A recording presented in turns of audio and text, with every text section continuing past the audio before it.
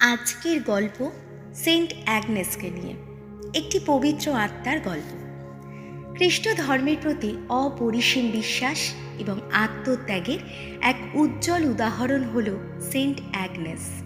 তার জীবন একটি গল্প যা শুরু হয় 291 খ্রিস্টাব্দে রোম শহরে। অ্যাগনেস জন্মেছিলেন একটি ধনী এবং সম্ভ্রান্ত রোমান পরিবারে। তার বাবা মা ছিলেন গোপন খ্রিস্টান, যারা যিশুকে ভালোবাসতেন এবং প্রার্থনার মাধ্যমে জীবনযাপন করতেন।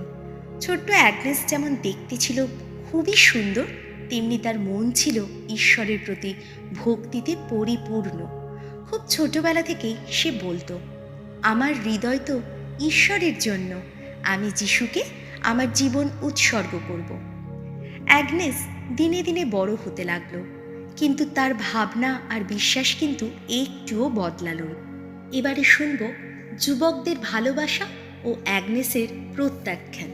যখন অ্যাগনেস প্রায় 12-13 বছর বয়সে পৌঁছল, তার সৌন্দর্যের কথা রোম শহরে ছড়িয়ে পড়ল। অনেক ধনী এবং সম্ভ্রান্ত যুবক তার সঙ্গে বিয়ে করতে চাইল। তাদের মধ্যে একজন ছিল প্রকিউরাস, যার বাবা রোমান গভর্নর সিম্প্রোনিয়াস। প্রকিউরাস অ্যাগনেসকে বারবার বিয়ের প্রস্তাব দেয়। সে তার ধন সম্পদ, ক্ষমতা আর ভবিষ্যতের প্রতিশ্রুতি দিয়ে অ্যাগনেসকে মুগ্ধ করার চেষ্টা করত, কিন্তু অ্যাগনেস প্রত্যেকবার তার প্রস্তাব ফিরিয়ে দিয়ে বলতো, আমার হৃদয় যিশুর জন্য নিবেদিত, আমি পৃথিবীর কোনো প্রলোভনকে গ্রাহ্য করি না। প্রকিউরাস এই প্রত্যাখ্যানে এতটাই রাগান্বিত হয়েছিল যে সে তার বাবার কাছে অভিযোগ জানালো। এরপর শুনব অভিযোগ জানানোর ফলে অ্যাগনেসের কি বিচার হলো বা শাস্তি হলো। প্রকিউরাসের বাবা গভর্নর সিম্প্রোনিয়াস অ্যাগনেসকে ধরে নিয়ে এসে তার সামনে দুটি পথ খুলে দিল।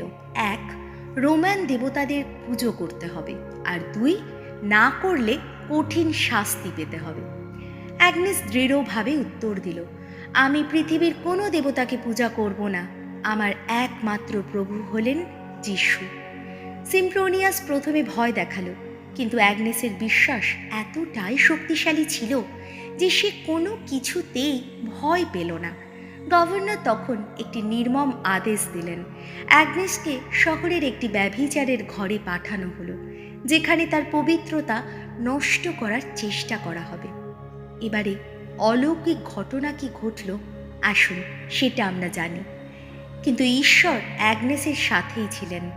যখন তাকে ওই ঘরে পাঠানো হলো, তখন প্রভুর এক অদৃশ্য শক্তি তাকে রক্ষা করল। বলা হয়, কেউ যখন তার দিকে এগিয়ে যাওয়ার চেষ্টা করলো, সে অন্ধ হয়ে গেল অথবা হঠাৎ মারা গেল। অ্যাগনেসের পবিত্রতা অক্ষুণ্ণ থাকল।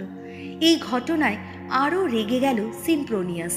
সে ঘোষণা করল, তাকে মৃত্যুদণ্ড দিতে হবে। এবারে তার মৃত্যু ও আত্মত্যাগ। অ্যাগনেসকে রোম শহরের বাইরে নিয়ে যাওয়া হলো। তাকে তরবারি দিয়ে হত্যা করার জন্য প্রস্তুত করা হয়। সে শান্ত ও দৃঢ়ভাবে মৃত্যুর জন্য অপেক্ষা করছিল। তার চোখে কোনো ভয় ছিল না। মৃত্যুর আগে সে প্রার্থনা করল, হে প্রভু যিশু, আমার আত্মা তোমার হাতে তুলে দিচ্ছি, আমাকে তোমার আলোর মধ্যে নাও। তরবারির এক আঘাতে তার জীবন শেষ হল, কিন্তু তার আত্মা যেন স্বর্গে যিশুর সাথে মিলিত হলো। অ্যাগনেসের মৃত্যুর পর কিছু অলৌকিক ঘটনা। অ্যাগনেসের মৃত্যুর পরে তার কবরের ওপর একটি অলৌকিক আলো দেখা যেতে লাগলো। অনেকেই বিশ্বাস করল যে এটি প্রভুর আশীর্বাদের প্রতীক। তার কবরের কাছে প্রার্থনা করে অনেকেই সুস্থ হয়ে উঠল এবং তাদের জীবনে শান্তি ফিরে পেল। রোমান গভর্নর এবং তার পরিবার কিছু দিনের মধ্যেই পতনের মুখেও পড়ল। প্রকিউরাসও একসময় তার জীবন হারালো। সেন্ট অ্যাগনেসের স্মরণ উৎসব ও পৃষ্ঠপোষকতা। অ্যাগনেসের আত্মত্যাগের কথা লোকেরা কখনো ভুলতে পারেনি। খ্রিস্ট ধর্ম তাকে সন্ত হিসেবে সম্মানিত করল। তার স্মরণে 21শে জানুয়ারি সেন্ট অ্যাগনেস দিবস পালিত হয়। অ্যাগনেসকে বিশেষত কুমারী ও শহীদের রক্ষাকর্ত্রী হিসেবে সম্মানিত করা হয়। যেসব কুমারী নিজেদের জীবন ঈশ্বরকে উৎসর্গ করেন, তারা সেন্ট অ্যাগনেসকে তাদের পৃষ্ঠপোষক বলে মনে করেন। অ্যাগনেসের জীবন থেকে আমরা কি শিক্ষা পাই? সেন্ট অ্যাগনেসের জীবন আমাদের অনেক কিছু শেখায়। ঈশ্বরের প্রতি বিশ্বাসে কখনো কম্পিত না হওয়া, পৃথিবীর প্রলোভন ও ভয়কে অগ্রাহ্য করা, ঈশ্বরের জন্য নিজের জীবন উৎসর্গ করা। অ্যাগনেসের সাহস, বিশ্বাস আর আত্মত্যাগ আমাদের মনে করিয়ে দেয় যে সত্যিকার ভালোবাসা এবং ঈশ্বরের প্রতি আস্থা জীবনের সবচেয়ে বড় শক্তি। সেন্ট অ্যাগনেসের নিকট প্রার্থনা। হে পবিত্র সেন্ট অ্যাগনেস, তোমার সাহস, পবিত্রতা আর ঈশ্বরের প্রতি অটল বিশ্বাস আমাদের অনুপ্রাণিত করে। তোমার মতো আমরাও যেন প্রভু যিশুর পথে দৃঢ়ভাবে চলতে পারি।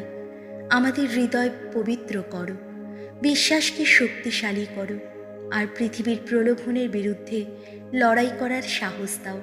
তোমার আত্মত্যাগের মাধ্যমে তুমি যেমন ঈশ্বরের ভালোবাসা ছড়িয়েছ, আমরাও যেন আমাদের জীবনের মাধ্যমে সেই ভালোবাসার সাক্ষী হতে পারি।